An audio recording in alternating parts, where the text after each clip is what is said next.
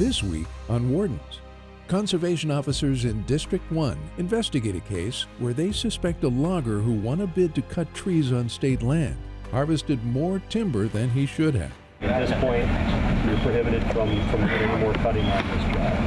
Also, a look at a historic state park that was once a military fort and now features actors role-playing some of the people who were there in the 1800s. The fort basically serves as a stage for our interpretive staff to do the social history of the fort.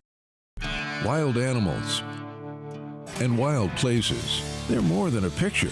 They're inspiration, excitement, and adventure. Patrolling and protecting these natural resources is a first-class band of peace officers. These are the Wardens, dedicated to the preservation of our great outdoors.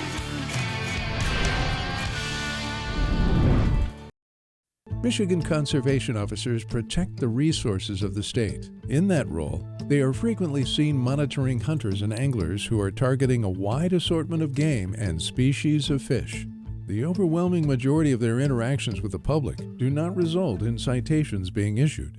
However, animals are not the full extent of everything that they're authorized to protect. In the state's District 1,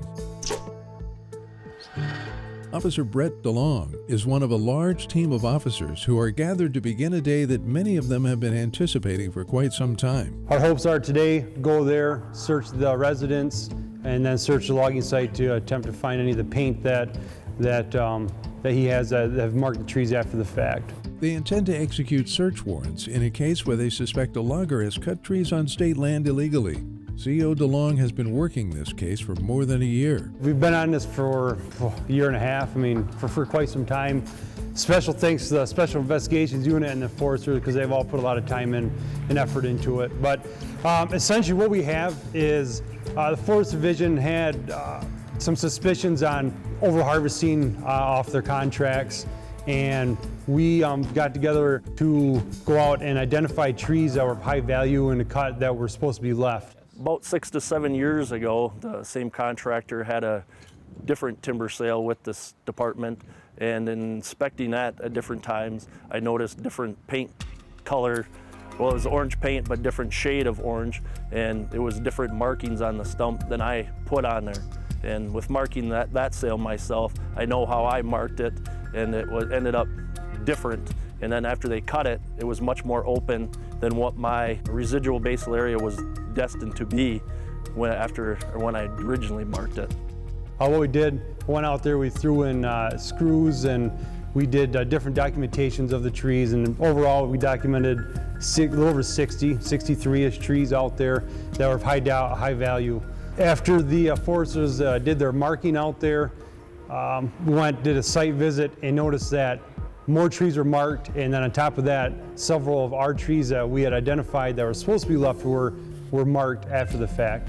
In our hardwood stands, we slowly, every 15 to 20 years, we go in and mark some. We mark the mature trees, we mark the poor quality, low vigor, and the trees that we don't determine will make it another 10 to 15 years until our next entry into the stand. So we're always trying to improve the quality and at the same time open up some areas to allow new regeneration to occur in the stand, so you perpetually have a stand with young trees and then mature trees all at the same time, so it provides many values to wildlife and also the timber industry. You guys don't know, this is next to a Carney natural area, so it's a buffer zone, or this is meant to be a buffer zone here. So it's higher state or higher regulations on the particular cut. So it's just supposed to be a thinning. As you see when you get out there, it's more or less of a clear cut just about. Once you get our attention on a topic, especially when it's something to this effect that affects both our natural resources here and as well as people's livelihood and other logging companies, it is not going to go away, and we will do what it takes to get the right people and as many people as we need to make that come together and bring it to court and get those people charged appropriately. Hopefully we'll find some good evidence today and be able to take this to court. And thank you all for being here and doing this. Michigan Conservation Officer Brett DeLong is one of several officers utilizing search warrants to look for a logger who they believe has illegally harvested trees on state land. The man won a bid to cut trees from the state. However, the COs suspect that he's marked and cut trees beyond what the state intended. We're looking at hopefully finding the paint that he's been marking the trees, that we have paint samples that hopefully we can get that paint and match it, and also get a hold of the receipts for his logs that he's brought to different mills. When the state of Michigan awards bids to logging companies to cut trees that are property of the state on state land, they mark the trees with paint or some other distinct marking. The officers believe that this suspect has gotten his own spray can and marked additional trees. After he made contractor, or won the contract with the state, our foresters went in, marked the trees that were supposed to be cut during the sale, and then that's it. After he secured that contract, went back in, marked more trees so that he could get his money back, because he overbid by roughly $40,000 than what the next competitor was. For the average person taking a hike through the woods, they may not be able to tell the difference of how trees are marked.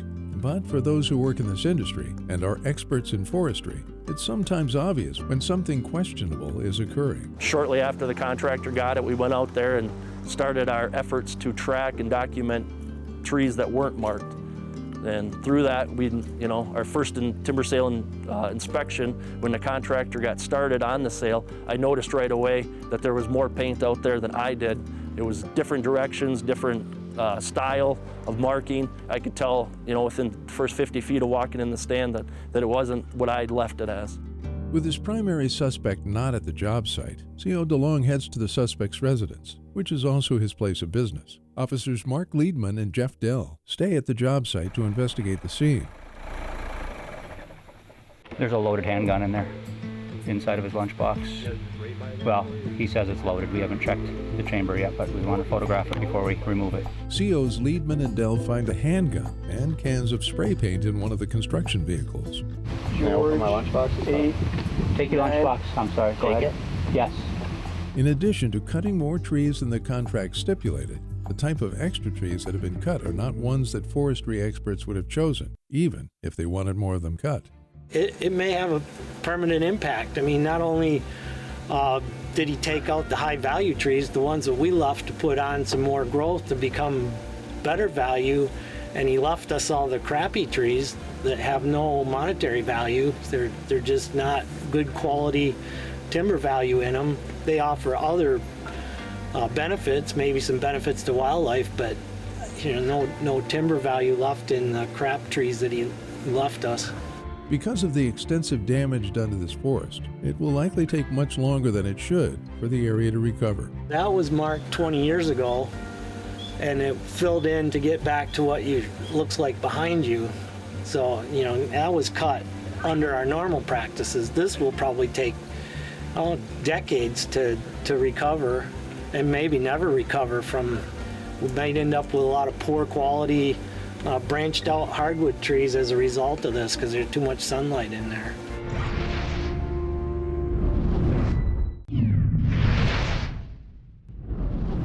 Fort Wilkins Historic Park in the Keweenaw Peninsula in Michigan's Upper Peninsula strives to take visitors back in time to a different era in the history of the United States.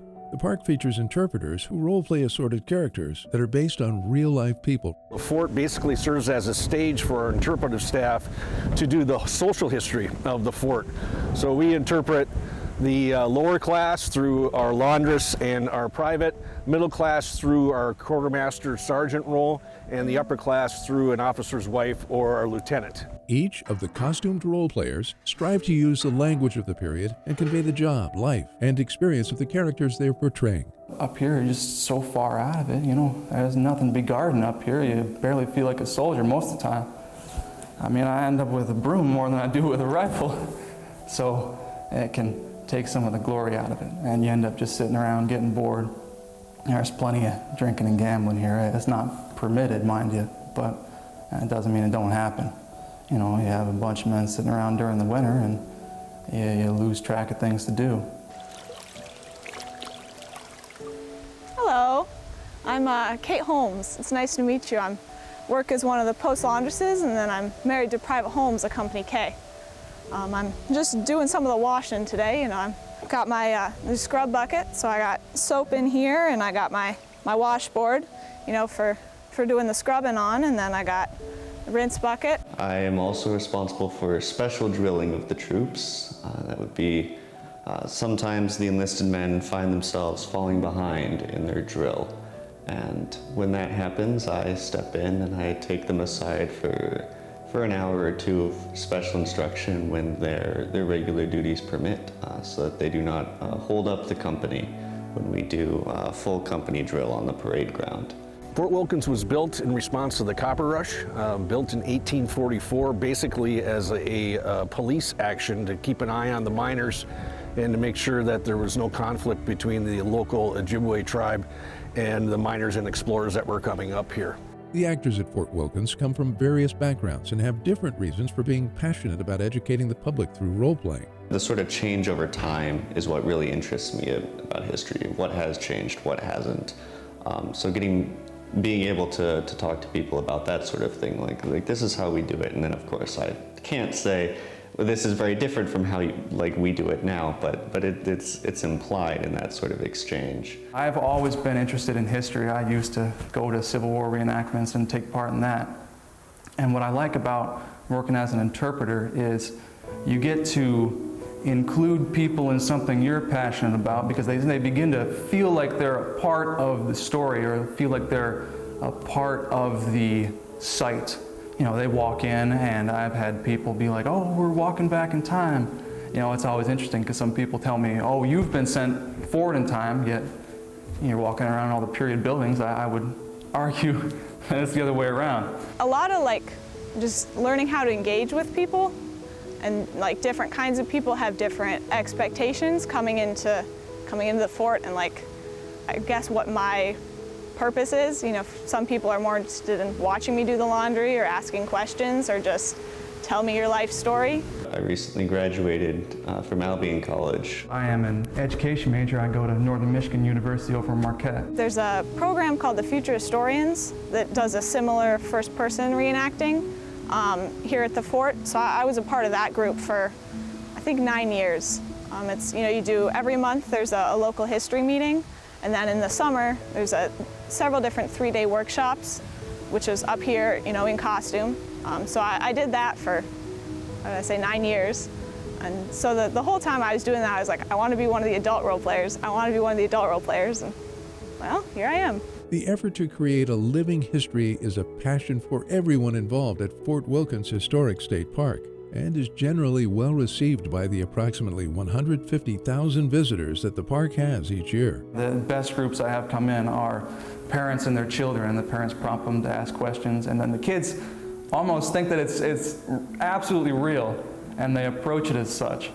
I think that that's definitely a special experience that interpretation allows you to have with people.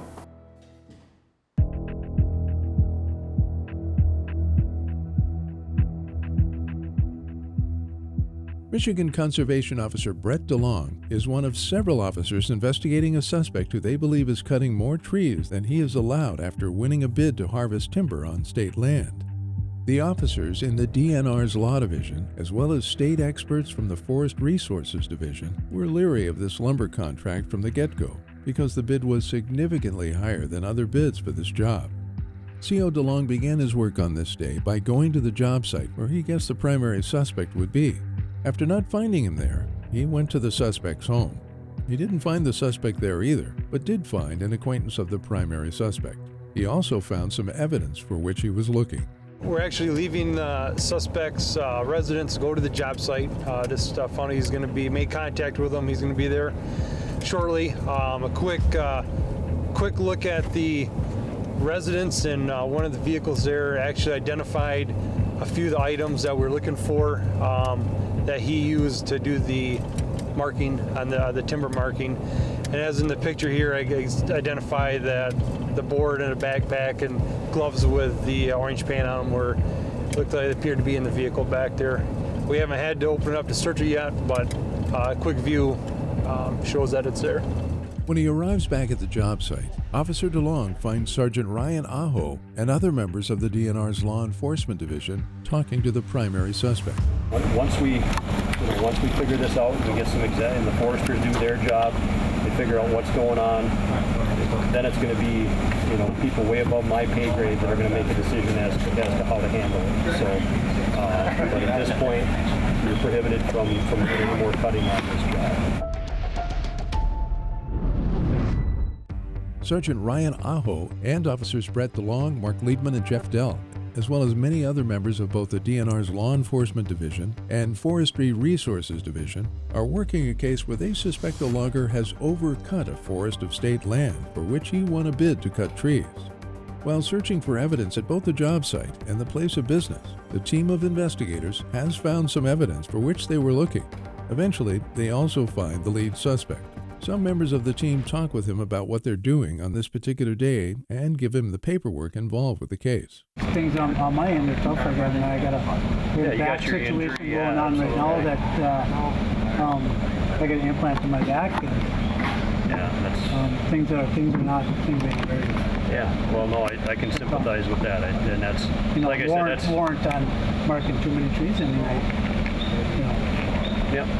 You know, like I said, it's not. Try, you know, I mean, it doesn't warrant anything, but I'll, you know, put the roads in here better than what they usually could be. Absolutely, absolutely. No, like I said, it's not like not to say that, you know, if I did take some trees or whatever that warrants that, but you know, I'll try to make up for it to make sure the quality of, you know, the road system in the area is put in for sure. A lot better output.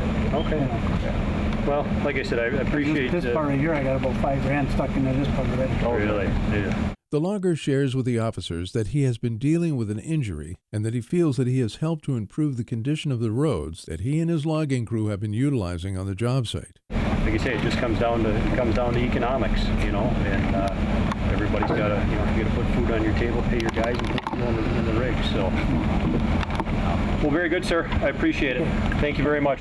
Upon concluding the searches of the job site and place of business on this day, the investigating team returns to a local DNR office. Excellent work by everybody. It kind of went like clockwork right up until we were ready to make contact and found out he wasn't where we thought he was going to be. But we made the best of it and it all worked out in the long run. So nice work by everybody from our side of things. Mark and Jeff did a great job being methodical, going through everything. I think everything is documented very well. Looking at what Shannon has there. I would echo that. Shannon and Jason did a great job. I'm glad that we were able to see all the pieces of the puzzle finally come together after a long wait. It's a relief. Things went much smoother than I kind of anticipated. Going into this whole situation today, I kind of expected more kickback or more kind of just a kickback from our suspect and everybody involved in that. But other than that, it almost went too good to be true. But no, I'm glad we finally got it wrapped up. I know our Forest Resource Division are very pleased and happy with what we've done and helped them out. I want to thank everybody for helping with this effort. That for the last 6-7 years, this contractor has had a number of sales where I've assumed and I thought that extra trees were being harvested that were not part of the original timber sale, and with the culmination of today, that there is proof that I knew what I was talking about and that it was actually occurring with this contractor. So it is nice to finally put an end to it. The result of this day is the culmination of a huge team effort by many employees of Michigan's DNR. It's a fine example of different divisions working together for the betterment of the state's residents, visitors, and resources. Some had been suspicious for a long time of what was happening to the state's natural resources. It was a good team effort. For everybody to be, it seemed like it was almost overkill. Some people may look at it that way, but as we discussed in our debriefing, it really wasn't. To be able to have that many people at each location was key. And today, because we showed up, our suspect wasn't there, we were able to touch base with each other and be on scene when he arrived and kind of not even allow him to make contact with any other suspects or anybody else to maybe get rid of the evidence. What I was seeing, and over the course of those years, I actually was seeing that, and you know, that it was nice to actually get proof now. You know, and it was with the help of the LED conservation officers that we could put something together to actually verify that it was occurring. In this case, for illegally cutting and removing timber from state land, This man was court-ordered to pay the state of Michigan $119,529.40 in restitution. He also received 3 years of probation and a suspended jail sentence of 6 months. Furthermore, he is barred from bidding on any future DNR logging contracts. A lot of people do have the thought that if we just don't tell the conservation officer something, they kind of go away. That's not the case. A little word to those out there that think that we don't give up. Things don't go away. It may seem like they do go away, but it's probably just we're looking at gathering more evidence, and we're probably watching you, and you just don't know it. It's just a matter of getting as much evidence as we can to finally put the final nail in the coffin, so to speak.